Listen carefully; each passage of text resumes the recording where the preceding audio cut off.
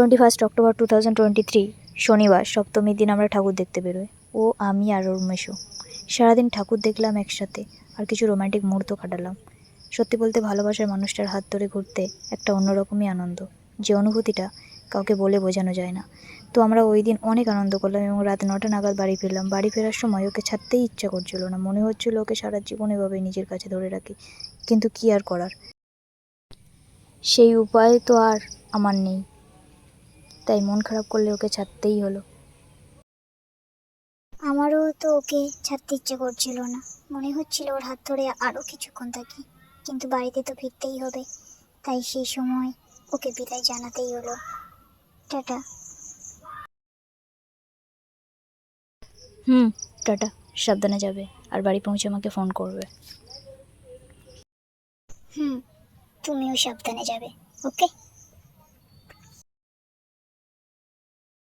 এরপর চোখের সামনে দিয়ে ওর চলে যাওয়াটা করুণ দৃষ্টিতে দেখতে থাকলাম। কিছুক্ষণ পর আমিও বাড়ির উদ্দেশ্যে রওনা হলাম। 2 ঘন্টা পর। কি করছো? তোমার সাথে কাটানোর সময়গুলো মিস করছি। তাই? সত্যি? এভাবে যদি সবসময় তোমাকে কাছে পেতাম। সবসময় কাছে পেলে কি করতে? জানি না, যাও, দুষ্টু কোথাকার। বলো না সোনা, কি করতে?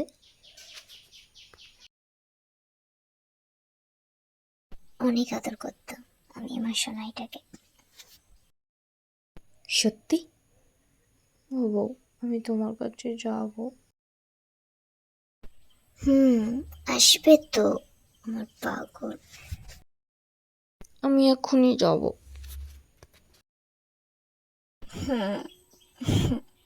আমার পাগল। দেখো, আমি এখনই যাব। আসতে পারলে চলে এসো। আমি জানি না, আমি তোমার কাছে যাব। এই পাগল, আবার পাগলামি শুরু করলে?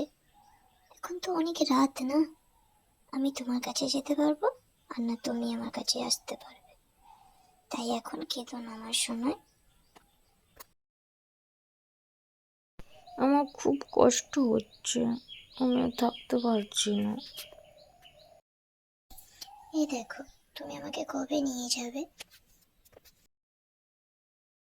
ইচ্ছে করছে এখনই তুলে নিয়ে আসি। তুমি আমাকে তাড়াতাড়ি তোমার কাছে নিয়ে চলো, তারপর দেখবে তোমাকে সবকিছু দিয়ে আদর করব। ও বউ, সত্যি বলছো? আচ্ছা, আমি ঘুম পাড়িয়ে দিচ্ছি, অনেক রাত হয়েছে আমার সোনায়, এবার ঘুমাতে হবে তো, চলো ঘুম পাড়িয়ে দিই। ঠিক আছে, কিন্তু কিন্তু কিন্তু তুমি ফোন কাটবে না, ফোন ধরে রেখে ঘুমাবে। আচ্ছা আমার বাবু, চলো এবার ঘুমাও দেখি। এরপর আমি ওকে ঘুম পাড়িয়ে দিই, তারপর আমিও ফোনটা ধরে রেখে ঘুমিয়ে পড়ি। 22 অক্টোবর থেকে ওর বাড়িতে আবার প্রবলেম শুরু হয়ে যায়। আমাদের অনেক দিন দেখা করা বন্ধ হয়ে যায়, খুব একটা কথাও বলতে পারতাম না। এরপর আমাদের পরিবারে প্রবলেম শুরু হতে থাকে। আজ ভালো তো কাল প্রবলেম, একদিন যদি ভালো কাটে তো কাল সমস্যায় পড়তে হবে, এইভাবেই চলছিল আমাদের। এরপর ও হোলির একদিন আগে আমাকে ফোন করে ওদের বাড়িতে যেতে বলে ওর ইংলিশ প্রজেক্ট করে দেওয়ার জন্য। প্রথমে নানা করলেও পরে ওর কথা ভেবে আমি ওদের বাড়িতে গেলাম। এরপর প্রজেক্ট করতে করতেও সন্ধ্যা হয়ে যায়, আর আমিও জেদ ধরি ওকে আর যেতে দেবো না বলে। কে চাই বলো ভালোবাসার মানুষকে কাছে পাওয়ার পর তাকে ছাড়তে? তাই আমি ওকে আমার বাড়িতে আজকে রাত্রে থেকে যেতে বলি, কিন্তু কিছুতেই রাজি হচ্ছিল না। এরপর আমি রাগ করি, আর ও আমাকে বলে, এ দেখো, রাগ করো না, দেখো আমি বাড়িতে কাউকে কিছু না জানিয়ে এসেছি, বাড়িতে না গেলে অনেক প্রবলেম হয়ে যাবে, তুমি প্লিজ বোঝার চেষ্টা করো। আমি কোনো কথা শুনতে চাই না। আজ যখন তোমাকে কাছে পেয়েছি আমি তোমাকে ছাড়বো না।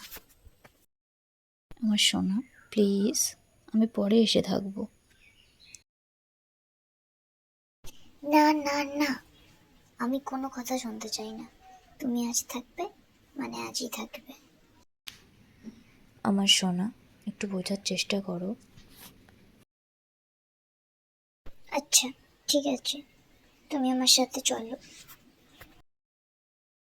কোথায়? আমার সাথে ওই বাড়িতে। এরপর আমি ওর সাথে ওদের পুরানো বাড়িতে গেলাম। ঘরে দরজা দেওয়া, স্বপ্না তালা খুলে ঘরে ঢোকে, তারপর ঘরে লাইট অন করে দেয়, এরপর ঘরে দরজা বন্ধ করে দেয়। দেখো, আজ যেও না। না সোনা, যেতে হবে, মা নইলে। মা মা মা, তোমার কাছে তোমার মা সব কিছু, তোমার বউ কিছু নয়, তাই না? না সোনা, তুমি বুঝতে পারছো না। তুমি যাবে তো? যাও, যাও এখান থেকে যাও। এ দেখো, রাগ করছো কেন? চলো লাইট অফ করে দিই, ওই বাড়ি চলো। এরপর যেই আমি লাইট অফ করি তখনই ও আমাকে জড়িয়ে ধরে। এ দেখো, রাগ করো না। ছাড়ো আমাকে, তোমার বাড়ি যাওয়ার দেরি হয়ে যাচ্ছে। না, ছাড়বো না।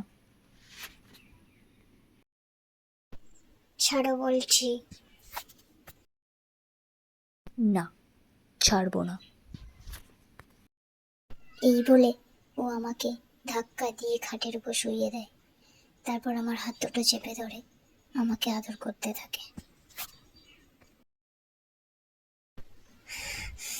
কি করছো? ছাড়ো। না, আজ আমি তোকে ছাড়বো না। শোনাই লাগছে।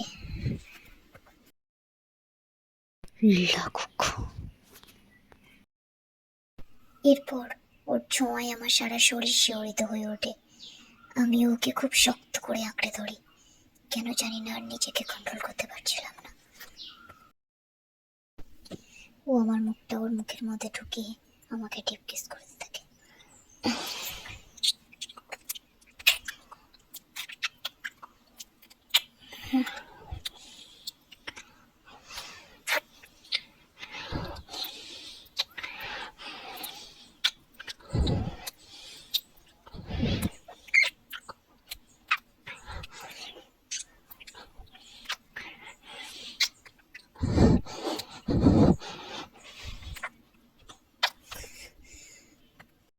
আজ তোকে পুরো খেয়েই ফেলবো।